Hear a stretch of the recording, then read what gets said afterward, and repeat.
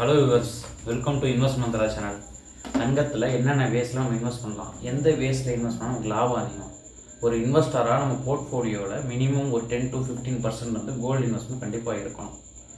மற்ற இன்வெஸ்ட்மெண்ட் நம்ம கைவிட்டு போனாலும் கோல்டு இன்வெஸ்ட்மெண்ட் நம்ம பாதுகாப்பாக இருக்கும். ஸோ எதில் எப்படி இன்வெஸ்ட் பண்ணலாம், எதில் நமக்கு லாபம் அதிகன்றதை பற்றி பார்க்கலாம். நம்பர் 1 பார்த்தீங்கன்னா, தங்கத்தை வந்து ஆர்னமெண்ட்டாக நம்ம வாங்குறது.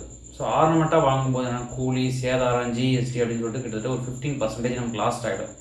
ஸோ தங்கம் என்பது நம்ம அணியணும் அப்படின்னா நம்ம வந்து வாங்கி போட்டுக்கலாம்.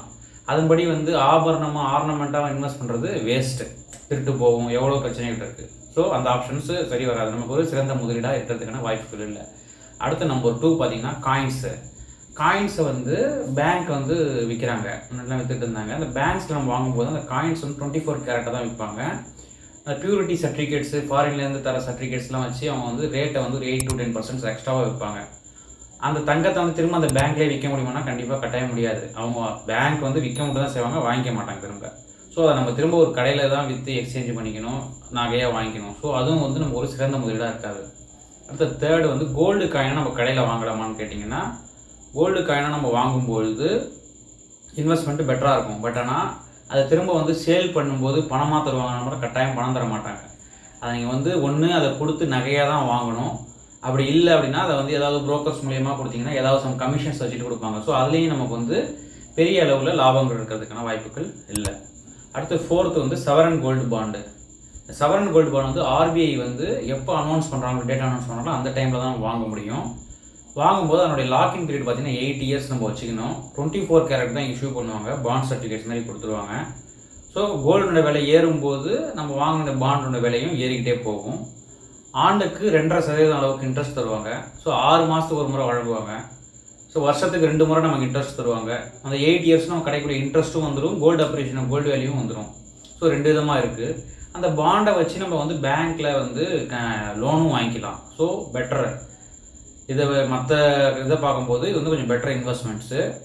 ஸோ இது ஆர்பிஐ அனௌன்ஸ் பண்ணுற டேட்டில் தான் வாங்க முடியும். அந்த 8 years பிறகு எக்ஸ்டெண்ட் பண்ண முடியும்னா கட்டாயம் எக்ஸ்டெண்ட் பண்ண முடியாது. அதனுடைய மெச்சூரிட்டி பீரியட் முடிஞ்சோடனே நமக்கு வந்து என்ன அமௌண்ட் அன்னைய தேதியில் கோல்டு என்ன விலையோ அந்த அமௌண்ட் வந்து நம்ம அக்கௌண்ட்டில் கிரெடிட் ஆகிடும். இன்பிட்வீன் பீரியட்லேயே நமக்கு இன்ட்ரெஸ்ட் வந்துடும். அடுத்து 5th ஒன் பார்த்தீங்கன்னா கோல்டு ETF. இந்த கோல்டு ETF நம்ம இன்வெஸ்ட் பண்ணோம் அப்படின்னு பார்த்தீங்கன்னா கட்டாயம் வந்து நமக்கு டிமேட் அக்கௌண்ட் இருக்கணும். அதில் கோல்டு ETF மூலியமாக வாங்கும்போது சவரன் கோல்டு பாண்ட் மாதிரியே தான் கிட்டத்தட்ட வந்து அந்த நெட் அசெட் வேல்யூன்னு இருக்கும், ஸ்டாக் எக்ஸ்சேஞ்சில் ட்ரேட் ஆகிட்டு இருக்கும். அப்போ வந்து நம்ம வந்து வாங்கிக்கலாம், எப்போ வேணாலும் விற்றுக்கலாம். அதில் சம் சார்ஜஸ் வந்து வாங்கும்போது நெட் அசெட் வேல்யூ வந்து கூட வரும், அதேமாதிரி விற்கும்போது நெட் அசெட் வேல்யூ குறையும். அதாவது சம் சார்ஜஸ் வந்துடும். அது பார்த்தீங்கன்னா 0.03லேருந்து 0.081% வரைக்கும் வரும். அதனால் ஒரு பெரிய இழப்பு இல்லை. நம்ம சவரன் கோல்டு பாண்டில் வாங்க முடியல அப்படின்ற பட்சத்தில் வந்து கோல்டு ETF மூலியமாக நம்ம வந்து வாங்கிக்கலாம். அடுத்து 6th பார்த்தீங்கன்னா வந்து கோல்டு ஃபண்ட் ஆஃப் ஃபண்ட்ஸு. இந்த கோல்டு ஃபண்ட் ஆஃப் ஃபண்ட்ஸில் வந்து கட்டாயம் நம்ம டிமேட்லாம் இருக்கணும்னு அவசியம் இல்லை. இது வந்து மியூச்சுவல் ஃபண்ட்ஸ் மூலியமாக நம்ம வந்து வாங்கிக்கலாம். மியூச்சுவல் ஃபண்ட்ஸ் மூலியமாக வாங்கும்போது நமக்கு வந்து கொஞ்சம் எக்ஸ்ட்ரா செலவாகும். பட் ஆனால் நமக்கு வந்து கம்பேர் பண்ணும்போது கொஞ்சம் பெட்டராக தான் இருக்கும். அடுத்து 7th ஒன் பார்த்தீங்கன்னா கோல்டு ஃபண்ட்ஸ்னு ஒன்று இருக்குது. இதுக்கும் நமக்கு டிமேட் அக்கௌண்ட்டு தேவையில்லை. இதுவும் வந்து மியூச்சுவல் ஃபண்ட் மூலியமாக வாங்கிக்கலாம். சிப் மூலியமாக நம்ம 100 ரூபா கூட இருந்தால் கூட போதும். அந்த 100 ரூபாய்க்கு என்ன வேல்யூ வருமோ வாங்கிக்கலாம். சார்ஜஸ் வந்து பெரிய அளவுக்கு இருக்க போகிறது கிடையாது உங்களுக்கு.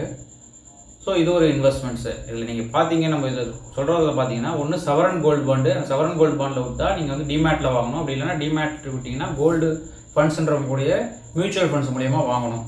அவங்க மியூச்சுவல் ஃபண்ட்ஸ் வந்து டேரெக்டாக கோல்டு இன்வெஸ்ட் பண்ணுறது வாங்கும்போது நமக்கு வந்து லாபங்கள் அதிகமாக இருக்கும்.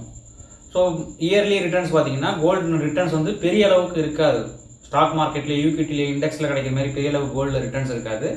பட் ஆனால் லாங் டேர்மில் கோல்டு வந்து ஒரு ரிட்டர்ன்ஸ் இருக்கும், ஒரு 8 to 9% வந்து லாங் டேர்மில் இருக்கும். கோல்டை பார்த்தீங்கன்னா ஒரு 4-5 வருஷம் ஏறாமல் கூட இருக்கும், அதே மாதிரி சரசரன்னு ஏறும். ஸோ லாங் டேர்ம் ஹோல்ட் பண்ணோம்னா கோல்டு வந்து நமக்கு லாஸ் ஆகிறதுக்கான வாய்ப்புகள் மிகவும் குறைவு. நம்ம எல்லாமே ஹிஸ்ட்ரியை பேஸ் பண்ணி தான் சொல்கிறோம். இந்த ஹிஸ்ட்ரி வைஸ் பார்த்தீங்கன்னா ஆண்டுக்கு சராசரியாக 9% வருமானம் உண்டு கோல்டில். ஸோ நம்ம அசட் அலோகேஷனில் நம்ம போர்ட்ஃபோலியோவில் ஒரு பெட்டர் அசட் அலோகேஷன் எப்படி சொல்லுவாங்க அப்படின்னு பார்த்தீங்கன்னா அட்லீஸ்ட் ஒரு 10% கோல்டு வச்சுக்கிறது சிறந்ததாக இருக்கும். இந்த வீடியோ பிடிச்சா லைக் பண்ணுங்கள், நண்பர்களுக்கு ஷேர் பண்ணுங்கள், மறக்காமல் சப்ஸ்கிரைப் பண்ணுங்கள். டவுட் ஏதாவது இருந்தால் கமெண்ட் செக்ஷனில் கமெண்ட் பண்ணுங்கள். Bye viewers.